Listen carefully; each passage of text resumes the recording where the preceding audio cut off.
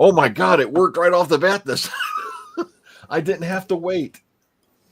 Good evening, everyone. Welcome to the Omega Files. And oh boy, was this a weird episode or what? But it was pretty damn good, actually. I can't complain too much. The story and the engine. Wow, I thought it was pretty nice, because I was kind of expecting somehow, especially when I saw the beginning setup, that, yeah, this is going to have something to do where Anansi the spider is going to get in this, because I read the story back when I was like in high school or something like that, Anansi the spider, and because it was based off, I believe, African legends, and also Anansi was represented, if you've seen the series American Gods. Anansi was in it also, but also the fact that I think this is the first time we've ever actually had an adventure start in like Nigeria. So it wasn't actually it was on a soundstage, but still, pretty interesting location to start out at.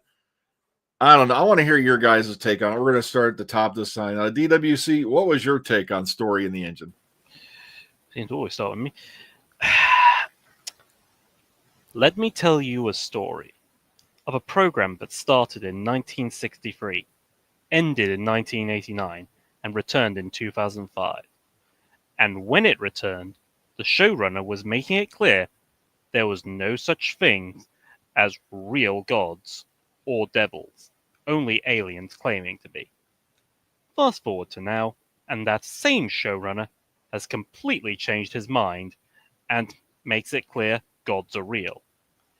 In this program, there was an episode that seeked to acknowledge further about how much things have changed for its hero, the Doctor, now that he is black, by setting the episode in Lagos, where he feels more comfortable since regenerating. The writer of this episode also wrote the play The Barbershop Chronicles, which this episode pays homage to in a way that would leave its audience listening with interest to every story, along with the beautiful artwork. This episode would also play with its audience's expectations, as previous episodes of the program would train its audience when seeing gods to expect the pantheon of Discord. But this episode merely spoke of other gods, and a human barber made immortal by the gods to tell their stories, only to cast him aside by making him want revenge. This episode even revealed that another Doctor, the Fugitive Doctor, was tricked into winning Anansi's daughter, even though this completely ignores that the Doctor shouldn't remember their time as the Fugitive Doctor. As the episode ends, the audience is left ultimately satisfied, while left with questions like who was the creepy child Belinda saw, who was played by the same child who played Captain Poppy in Space Babies. Perhaps this story will be told on the 24th of May. Interesting sum up. Yeah. Okay, AJ. Yeah, it was good to see something different, different setting, different ideas. The whole idea of, stories filling an engine has been done before in Big Finish, where they had the Lord of Misrule with, I think it was Jago and Lightfoot in the Fourth Doctor, where there was a TARDIS that was literally a story TARDIS powered by stories. I think it was kind of cool that you saw the interdimensional spider crawling through the web of, I guess, wherever it was. Really good graphics and whatnot. The story is not too bad. There'll be more to mention later on, but yeah, so far it was quite unique. I know. I want to visit that barber shop. Maybe they'll grow me some hair out of nowhere. Oh, okay, Bo. Yeah, there were a few things I liked about this episode. I mean, it was really good. It was a really good episode. I like the idea of people going to the barbershop to tell stories. I like the story that the doctor told about his companion Belinda saving a patient's life. I like seeing the hair growing back on people's heads after they were telling their stories. I like that the doctor exposed the barber for being for being a false god and exposing that the stories that were being told were powering the Nexus engine, and that the Barb was going to use it as revenge to go after the gods for rejecting him. I like the cameo of the fugitive doctor, but at the same time, it didn't really make much sense because I thought the doctor didn't remember being her. So how can all of a sudden he remember being her right now this episode? Unless I'm missing something. But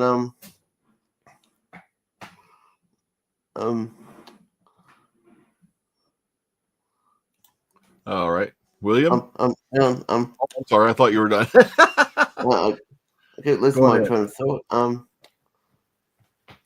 Yeah. But I like that the doctor told the barber that killing the gods will have a detrimental effect on humanity. I like that the bit where I think her name was Abner, if I got that name right.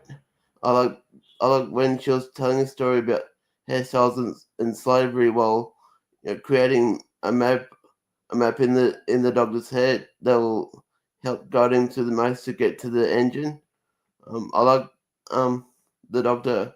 I like the bit where the doctor overpowered the engine with all of his stories, and I like seeing all the previous doctors on the TV screens.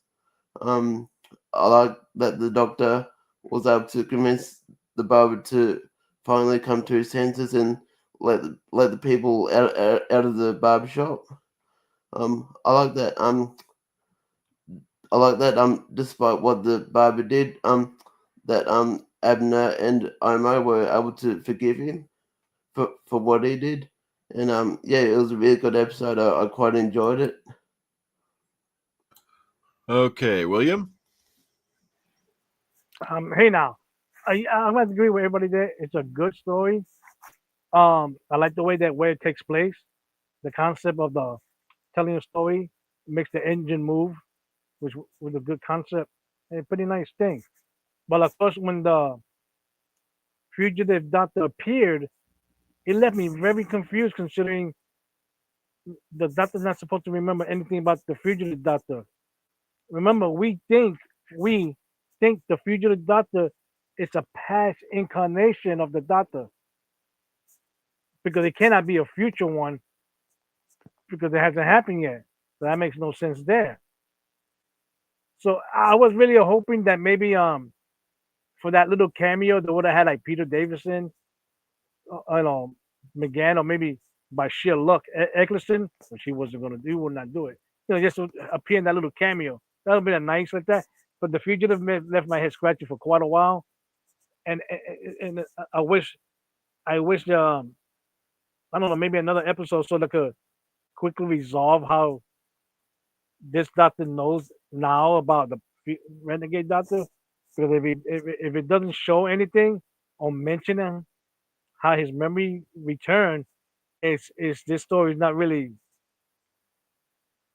I want to say 100% kosher, but by showing that the renegade doctor, the story is not bad. I mean, you in reality, you could have easily just have a doctor shown from the back, and nobody would have known who it was because you would have just showed shadow, so you don't know which doctor it would have been. So that would have made it cool. By making the renegade, you like, I'm still scratching my. I mean, we a week after it aired, I'm still scratching my head about it. So so that bugs me out. Now I love the part, yeah, that Bo mentioned about the braiding and the maze like that, like a map. That was a that was a. I mean, if it's a true story, it's a great idea. Whoever came up with it, and then of course she said it was a woman that created that. So that was smart. I liked it. That was a great plot there. And of course, it was nice to see that at the end, the barber stayed being a barber. But I don't really know if he's still immortal or not, or did he lost that concept? Because that means if he lost the concept, that means in not that long he's gonna age. He should start aging real quick. So he's been there for many, many years. And yeah, I would like. I wouldn't mind if I see the doctor take another trip back there and just hang out and talk to some of these people there. I mean, it doesn't have to be a an alien invasion story. Just them meeting and then of course talking about the past like that. That'd be to me that'd be pretty cool. I got more later say later on. No, I suddenly had a flashback to the last time the doctor went to a barber shop. And they all wound up in the Last Chance Saloon. But okay. Yeah, but and let's not sing that song ever again. All right.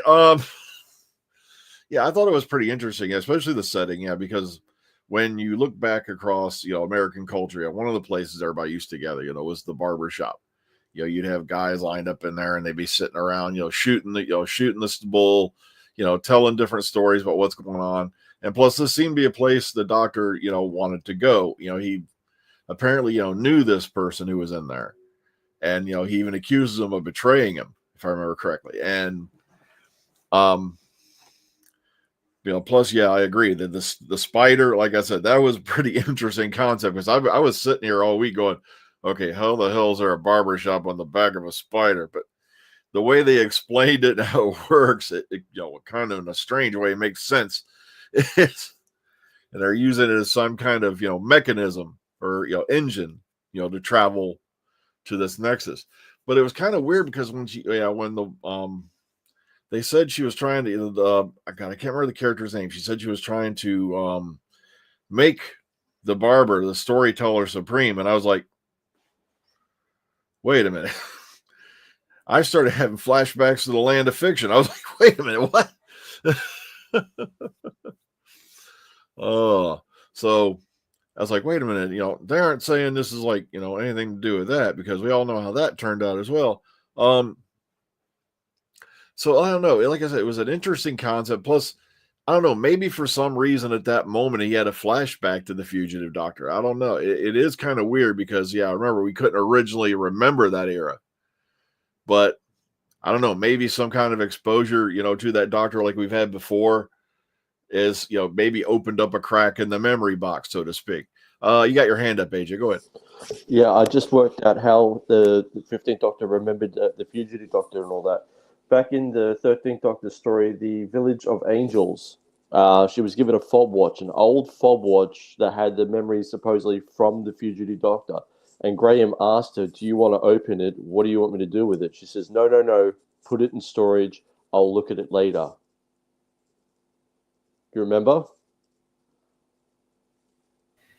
So yeah, but surely something like that would be a much bigger episode in and of itself. What, opening the watch and getting the memories? Yeah. Dude, how much stuff happens off camera between episodes that we don't see? From story to story, there's big leaps of time sometimes through episodes. So a lot of stuff can happen off camera that we don't see. I know, that is kind of weird. Because, but then again, Doctor Who's done it before, where we've had whole things that have happened off screen and, we find out about it later. William got dropped out on us for some reason. Okay. Oh, that's right. Yeah. Thank you, Cy, for reminding us. I had completely forgotten that. Sorry. Yeah. Yeah, I got dropped into the depths of the TARDIS console. That's right. That's also what I was thinking. That's why I thought it would be a much larger episode in and of itself because she's got to go get it back. Yeah, Well, but if it was dropped in the depths of the TARDIS, how was she able to get it back? well, you wouldn't have to get it back. The TARDIS could reclaim it for her. You know how the TARDIS can move its eternal dimensions around? You could just move the watch back to the console room. Oh, very true. Or maybe it happened, when the TARDIS interior got changed this time around. That's it. Yeah, because that console is way more complicated than anything that's come before. All I know is that pinging noise was driving me insane. I know. Where was the cloister bell? I was like, oh man, it even had me jumping. I was like, oh man, what is that noise? I want to know what the hell that was because Because, well, like AJ said, where was the cloister belt? Yeah, we'd never seen that thing before, and it seemed to react to various different things. No, it was the specifically one around thing. the barber. No, it was every time the engine got activated and got power from a story, that's when it activated. Okay, but that still brings the question: what the hell is that big alarm in the TARDIS meant for specifically? Because that's a very specific. Well, I just said specific twice now, but nonetheless, that's a very specific thing for that kind of an alarm.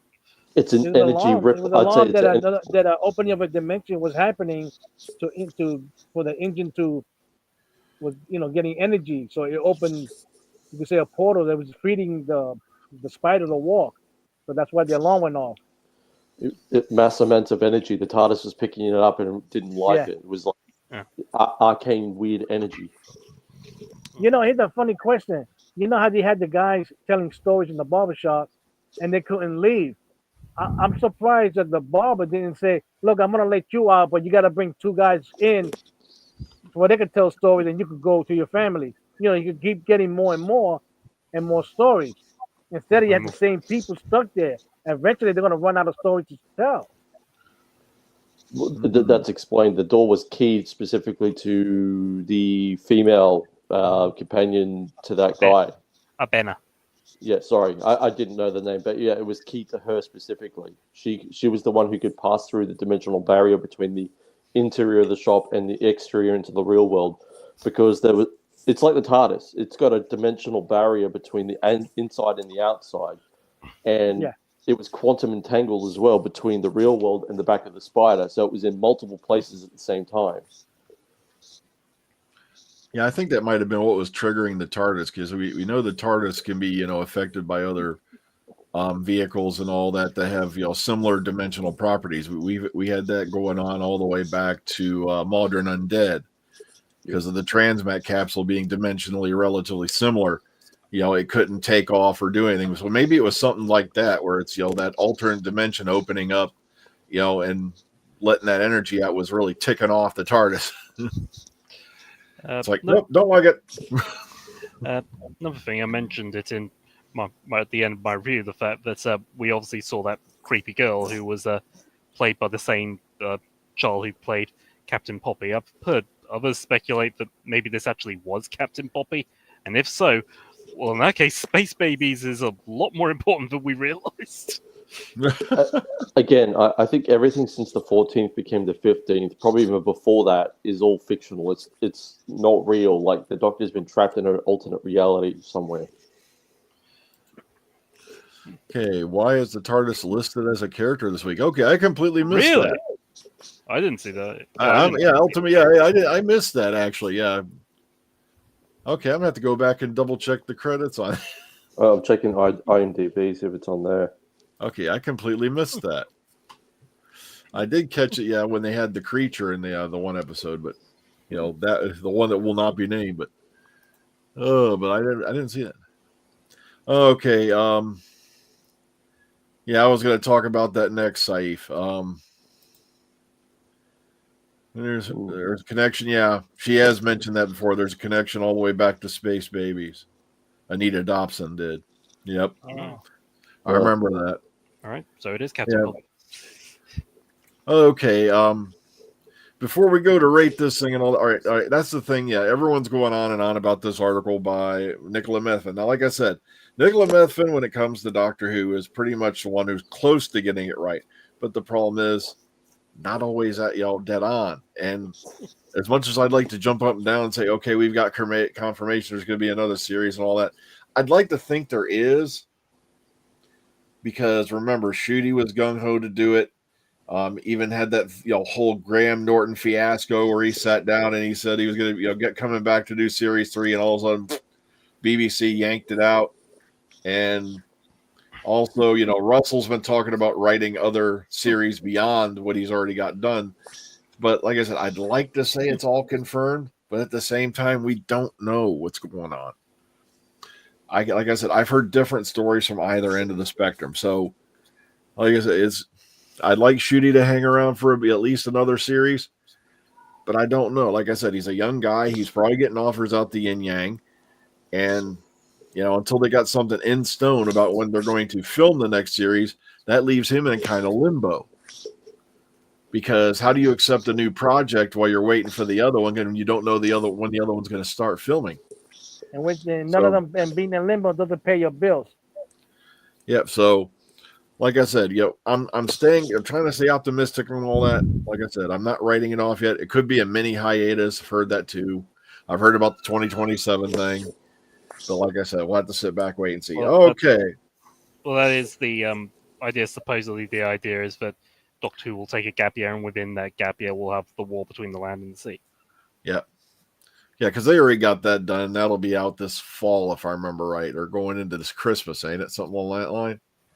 So late fall or something like that. So we'll have to sit back and wait. Okay. Anything else before we move on? Other than we never really learned why the tortoise has a cracked shell. All right, I didn't even think of that. Okay. All right. Going once, going twice. We're going to rate this sucker. We'll put it to bed because I have to be up for work in the morning. Yep. Okay, Bo, out of 10, how do you rate the story and the engine? Yeah, just before I write it, I just want to point out that the barber shop on the spider kind of reminded me of the city on the space whale in the 11th Doctor episode. Anyway, I'll rate it 8.5 out of 10. It was really good. All right. William?